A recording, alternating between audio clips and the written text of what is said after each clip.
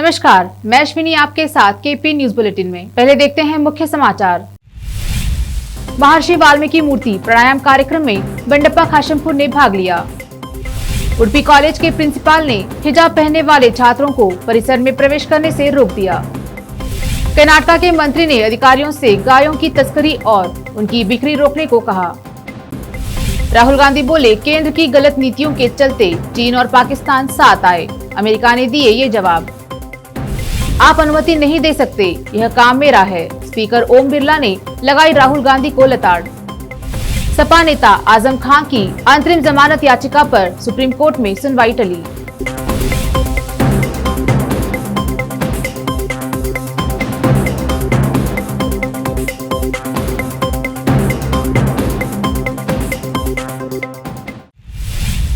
अब देखते हैं समाचार विस्तार से। शुरू करते हैं स्थानीय समाचारों से। बीदर जेडीएस के विधायक दल के उपनेता एवं विधायक बंडप्पा खाशमपुर ने बरूर गांव में आयोजित महर्षि वाल्मीकि मूर्ति प्राणायाम कार्यक्रम में भाग लिया। इस मौके पर बात करते हुए उन्होंने कहा कि महर्षि वाल्मीकि द्वारा रामायण की रचना समाज के लिए बहुत बड़ा उपहार है। भाइयों का रिश्ता कैसा होना चाहिए, इस बारे में रामायण ने एक अच्छा संदेश दिया है। उन्होंने कहा कि महर्षि वाल्मीकि, अंबिगरा चैडिया, कनकदास, बुद्ध, बसवा और अम्बेडकर जैसे महान लोगों के अच्छे संदेशों को सभी को अपनाना चाहिए। धर्मरत्न पूजा महर्षि वाल्मीकि आश्रम के श्री मल्लनप्पा महास्वामी, श्री दत्तात्रेय स्वामी जी, बसवराज बुल्ला, चंद्र सिंह, सुनील बावीकट्टी, शरणप्पा खाशमपुर सहित अन्य उपस्थित रहे। समाजದ ಟೋಕರಿ ಕೊಡಿ ಈ ನಮ್ಮ ಭಾಗದಲ್ಲಿ ಶರಣರ ನಾಡು ನಮ್ಮದು 12ನೇ ಶತಮಾನದಲ್ಲಿ ವಿಶ್ವಗುರು ಬಸವಣ್ಣವರ ಒಂದು ಸಾನ್ನಿಧ್ಯದಲ್ಲಿ ಇವತ್ತು ಅಂಬಿಗರ ಚೌಡೆ ಅನ್ನೋರು ಶರಣರು, ಇವತ್ತು ಅವ್ರಿಗೂ ಒಂದು ದೊಡ್ಡ ಇತಿಹಾಸ. ಇವತ್ತು ಈ ದಡಿನಿಂದ ಆ ದಡಿತನ ಒಯ್ದು ಮುಟ್ಟಿಸೋದು. ಅದಕ್ಕೆ ಹೇಳ್ತಾರ, ಈ ಟೋಗರಿ ಕೋಳಿ ಮಂದಿ ಎಷ್ಟು ಪ್ರಾಮಾಣಿಕ ಅಂತಂದ್ರೆ ನಡು ನೀರ ಕೈ ಯಾರು ಬಿಡಲ್ಲ. ಈ ದಟ್ಟಿನಿಂದ ಆ ದಟ್ಟಿ ಮುಟ್ಸೋದು ಯಾರ ಇದ್ರ ಅದು ಈ ಸಮಾಜ ಮಂದಿ ಅಂತೇಳಿ ಒಂದು ಇತಿಹಾಸ ಇವತ್ತು ಅಂಬಿಗರ ಚೌಗಡಿಯವರು ಹಾಕೊಟ್ಟಿದ್ದಾರೆ ನಮಗೆ। आज बीदर दक्षिण क्षेत्र के उदाबाला गांव में जनसंपर्क कार्यक्रम का आयोजन किया गया।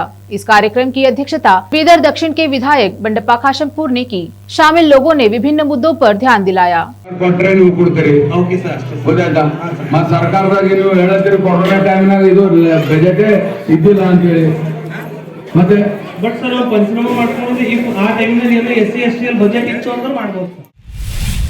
देखते हैं समाचार राज्य के।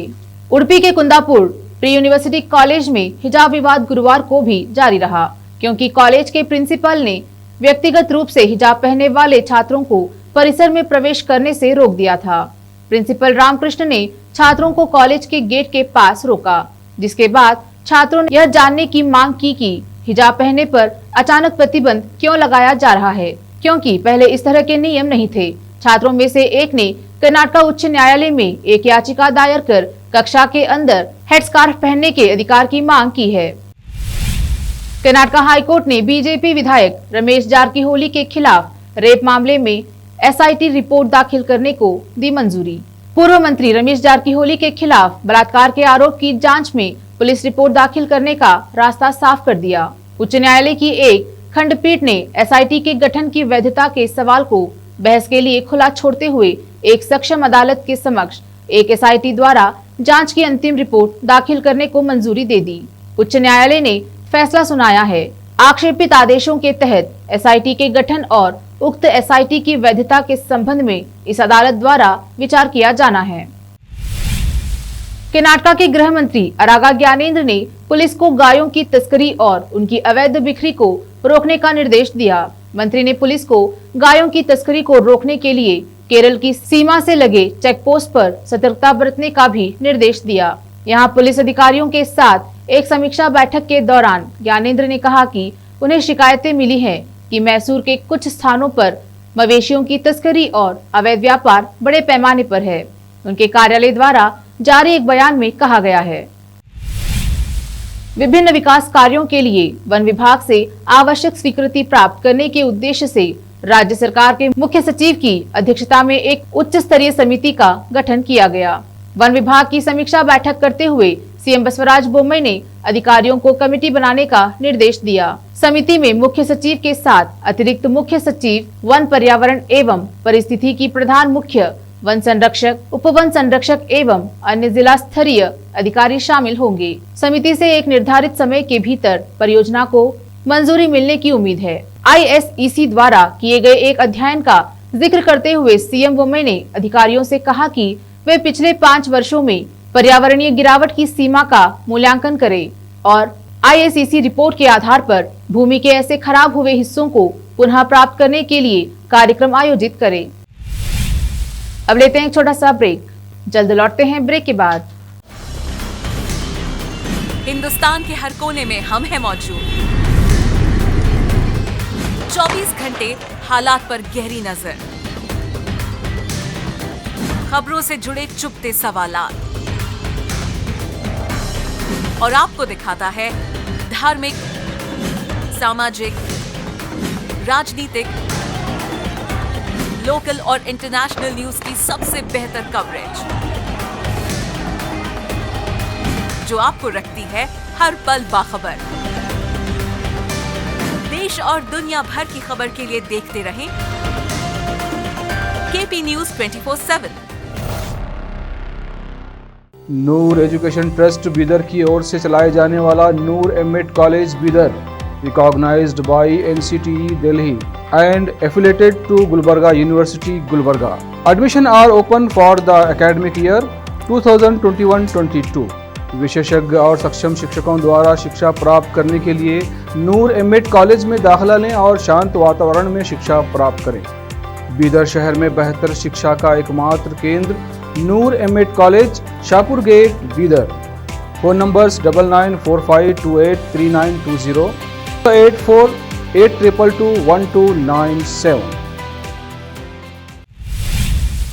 ब्रेक के बाद आपका स्वागत है। देखते हैं आगे के समाचार। कांग्रेस सांसद राहुल गांधी ने बुधवार को संसद में केंद्र सरकार की जमकर आलोचना की। इस दौरान उन्होंने कहा, केंद्र की गलत नीतियों के चलते चीन और पाकिस्तान साथ आए।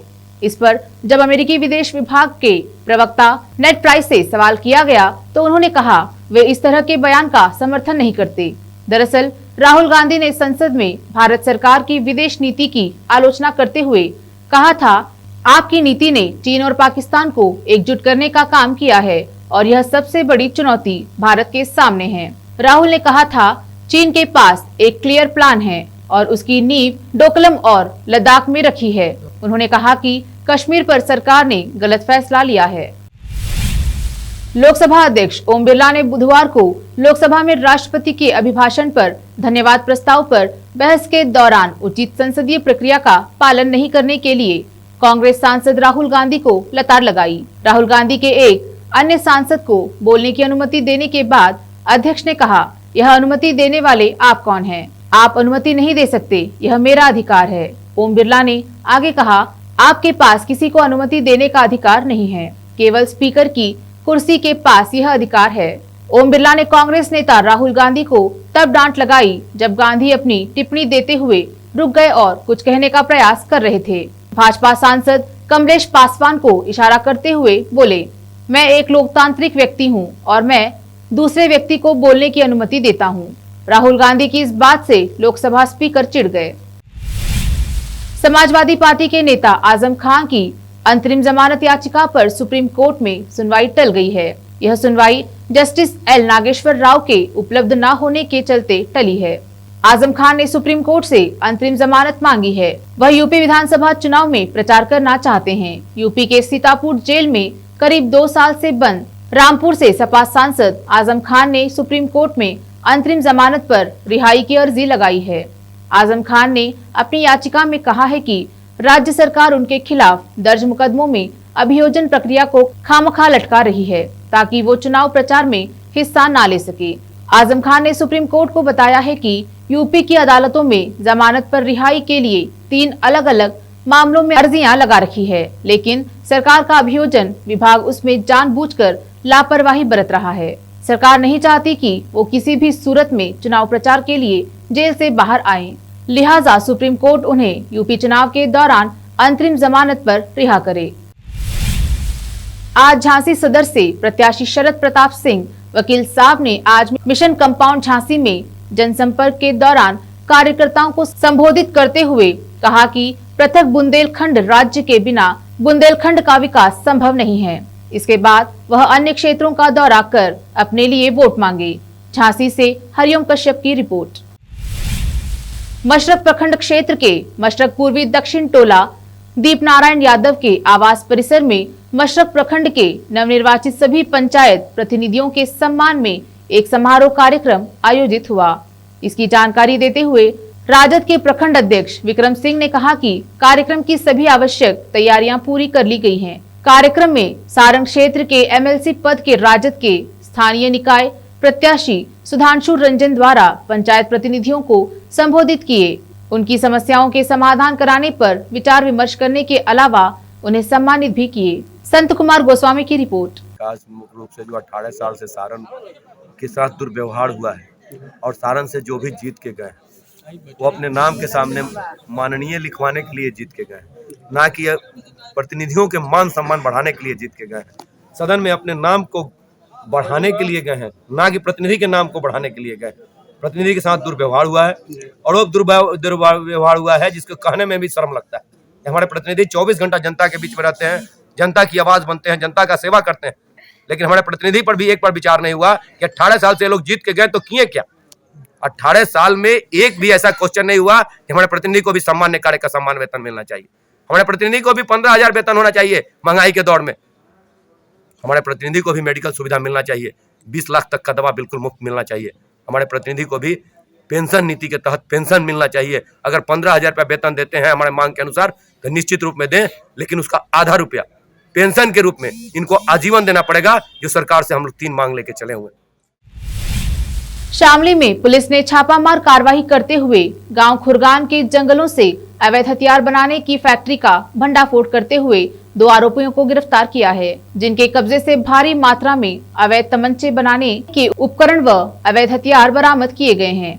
पुलिस ने 2 आरोपियों को गिरफ्तार कर आगे की वैधानिक कानूनी कार्रवाई शुरू कर दी है। शामली से आजाद खान की रिपोर्ट। थाना कैराना क्षेत्र में कैराना क्षेत्र के गांव खुरगान में के जंगल में अवैध रूप से संचालित एक अवैध शस्त्र फैक्ट्री को कैराना पुलिस के द्वारा बरामद किया है और यहां से काफ़ी मात्रा में अवैध तमंचे बने हुए और काफ़ी संख्या में अर्धनिर्मित तमंचे बनाने के उपकरण और तमंचे के निर्माण के लिए जो सामग्री है वो भी बरामद हुई है।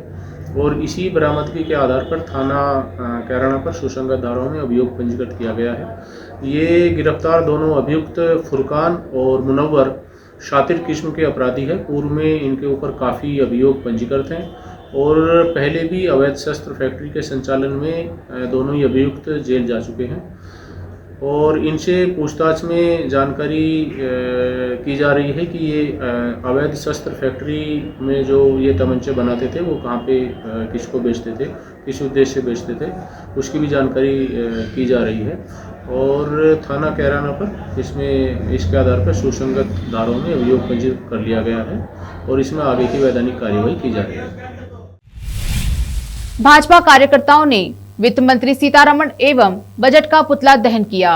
भारतीय कम्युनिस्ट पार्टी छपरा जिला परिषद की ओर से जुलूस निकालकर नारे लगाकर भगवान बाजार छपरा में केंद्रीय बजट एवं वित्त मंत्री सीतारमण का पुतला दहन कर विरोध व्यक्त किया गया। संत कुमार गोस्वामी की रिपोर्ट।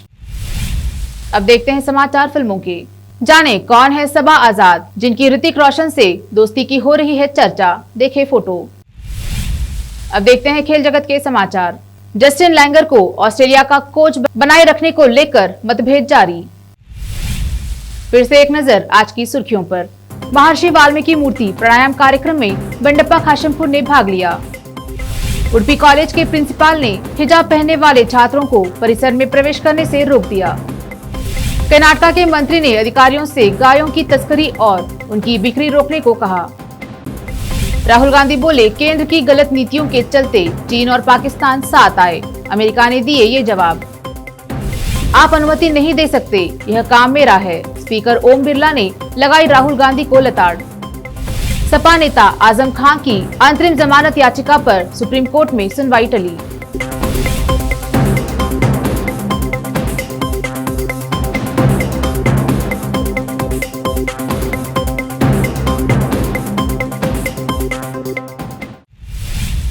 केपी न्यूज में फिलहाल इतना ही। अन्य समाचारों के लिए जुड़े रहिए केपी न्यूज 24/7 से। फिर मिलेंगे कुछ और समाचारों के साथ। धन्यवाद।